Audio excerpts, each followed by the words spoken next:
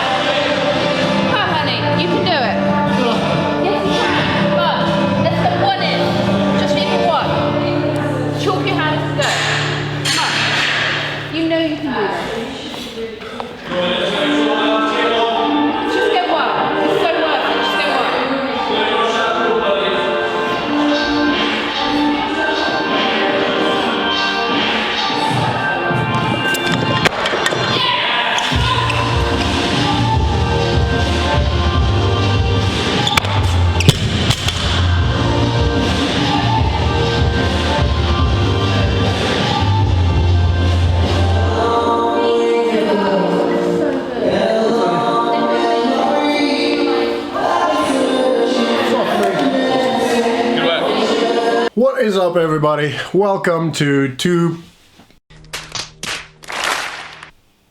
20.4. So I did mine this morning. It was a lot better than expected, to be honest. I actually really enjoyed it. When I woke up this morning and looked at it, I thought, oh, this is gonna hurt, and this is not really my kind of workout. Largely because I wasn't very confident in pistol squats.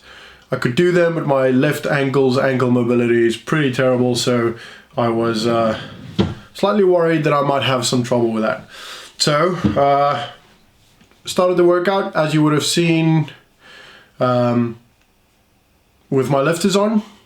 From the start, just decided, because of my ankle mobility, I was pretty confident that I'd get to the pistol squat, so from the start just decided to wear my lifters. I did box step-ups instead of box jumps. So there's a couple of reasons for that. Largely, one is because I didn't think I could really enjoy the box jumps with lifters. And then secondly, in my Mayhem programming guide to doing the open, as in workout notes, it actually mentioned to rather do the step-ups. I'll read it for you. We highly recommend quickly stepping up and down, unless box jumps are one of your best movements and you can move fast and very comfortably with rebounding box jumps. We realize nobody did this in the announcement, but the speed of rebounding is usually not worth the cost aerobically. I completely agree with this. For me, even just normal box jumps, the amount of effort it takes doesn't really, to me, it doesn't make sense to do that. I feel like I saved a lot of energy doing box step-ups. Yes, my quads are in pieces, and doing the box step-ups probably, well, it definitely didn't help that. It definitely added to the quad fatigue, but my biggest problem is when my heart rate spikes, I struggle with everything. I was pretty confident that if I stuck to a relatively, not conservative, but not an absolute balls out pace, that I'd be able to get to the 125 bar. I knew that if I do that, the 125 bar is going to be probably very, very heavy. That's the 5th bar, by the way. 275 pound bar. That is pretty much my 1RM split jerk. Well, clean and jerk. I can split jerk more, but not when I clean it for some reason. Anyway, that is not the point. So I knew my quads are going to be tired anyway, and I wanted to save my heart rate more and my breathing more so I can focus on that when I get to the heavier bars, especially considering that I'm still, for some reason, still not really healed. Well, probably because I haven't actually rested. I've just kept training. But I've got European Championship qualifier coming up, so resting is not really an option for me right now. In my mind, anyway. I'm sure I'll get some flack for this, but I don't care. Anyway, so yes, I did the step-ups. I also feel like they primed me very well for the pistol squats. Excuse me, and I said that my pistol squats looked really good, which is not something that anyone's ever said about my pistol squats, and it's not something that I've ever felt about my pistol squats. They did feel pretty good. My first 10 were maybe a little ropey, but then I sort of got into a rhythm with the first 2 sets. The third set, my legs were just gone.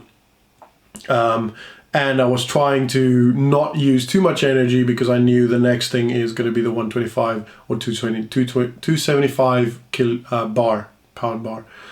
So in the back of my mind, I was sort of trying to conserve energy for that. So, right, tips. I know I'm just talking a lot of nonsense or a lot of crap, maybe not nonsense, but yeah, so tips. 1, unless you are very efficient with box jumps, I would say do the step-ups. I just watched Dan Bailey do his. He was only a couple of seconds slower or faster than me, and he did rebounding box jumps. The problem with rebounding box jumps is there's a lot that can go wrong. You could miss the box, which is then a no rep, wasted energy, excuse me, wasted time. And you still have to stand up at the top. With the step ups, as soon as you're on the top, because you use that one leg, you're fully extended. So yeah, and because you're alternating your legs, it doesn't really fatigue your quads out that much. You will feel it, but not to the point of really worrying about it. Right, so that's my one to start with anyway. Box step ups rather than box jumps, even, unless you're very, very efficient at them. If it was box jump overs, that's a completely different story, but it's not. You need full extension at the top, and to be completely honest, that heart rate that you can keep down doing box step ups instead of box jumps is invaluable in this workout. Number 2, I went touch and go from the start with the cleans. I would advise the same, unless you feel like you're only going to get 2 bars or whatever, and you want to get to that you want to get to the pistol squats, for example, and you want to give yourself as much time as possible for the pistol squats, then obviously go as hard and as fast as possible as you can, because then it's going to be a 7-minute workout or a 5-minute workout with 15 minutes of trying to get through pistols, which is fine. If that's your goal, do that. If you don't really struggle with pistols or don't foresee a problem with pistols and you want to get to the heavier bars to give yourself more time, you need to find a balance between time and energy. So for me, I went touch and goes. They're not I went singles. They're not really that much slower than the touch and goes, and the amount of energy you save not actually doing the eccentric movement of the eccentric part of the movement, so letting the bar down to the floor, saves you a lot of energy in my mind. One thing that I will say regarding touch and goes is at least you keep that tension in your body, so that helps a little bit with speed, but singles isn't really that much slower. You have to wait till the bar is completely still, but you can still follow it down. If you've got good plates like I used, they just fall down, don't really bounce. It's perfect. So that's tip number 2, singles from the start. Tip number 3 is load all the bars as far as you can and maybe have a couple of plates. So what I did, I knew I was going to get to the bar of 100, hoped to get to the bar of 125, so I didn't load the bar of 125, but I had the plates for it on the side. So as soon as Jacob, who's in the gym, as soon as he realized that I am on the pistols just after the bar of 102, he put on the plates for me. I would have done that myself. I'm very thankful, don't get me wrong, but it wouldn't have taken that long. If you want to load all 6 bars or 7 bars, go for it. But having that bar loaded, having the first couple of bars loaded really helped a lot as well. Unless you have someone that can do it for you, and you know that person will be, or those 2 people will be there changing the plates. I didn't know Jacob was going to do that. I was going to be happy to do it myself, and maybe Anna helped me. So yeah, load the bars. Have the chalk bucket relatively close to where your bars are. So when I loaded my bars, I stacked them all up at the end of the platform, and then every time I had a bar, I just pulled it closer, and once I was done with it, I sort of threw it to the side. As you've probably seen, and that first bar, I literally just kept it above and threw it, and I was relatively scared. She said afterwards that she was scared I was going to throw her to the bar. That didn't happen, obviously. That's just to give me some space, and it's sort of I think it's more of a mental thing for me where, good, that part is done, if you know what I mean. It's sort of when you read a book and you close it, you're like, cool, that sort of feeling that you get when it's closed and it's done now. And you can move onto the next bar, and there's nothing in the way of me in the box or the pistols or something that I have to consider while I'm doing pistols or box step ups or whatever, or the other cleans with the other bar. So that's really helpful for me. To be honest, there's not a lot of things to talk about this workout, mostly because it's a relatively straightforward workout. Yeah, I mean, it's apart from that, I don't think there's much I can tell you. I probably won't do this again. I might. It depends on what the rest of the guys in the gym do. If they really like do much better than me, especially the guys that I think I'm relatively equal with, then clearly I didn't push hard enough and I can do more. But then at the same time, I want to focus on my training rather than messing myself up on Monday and not being able to squat for the rest of the week or to use my legs for the rest of the week. I'm going to be pretty chilled out this weekend. I will do a quick little workout tomorrow. Probably going to be box jump overs and sandbag cleans or something like that. Something for Compete WOD that I program myself.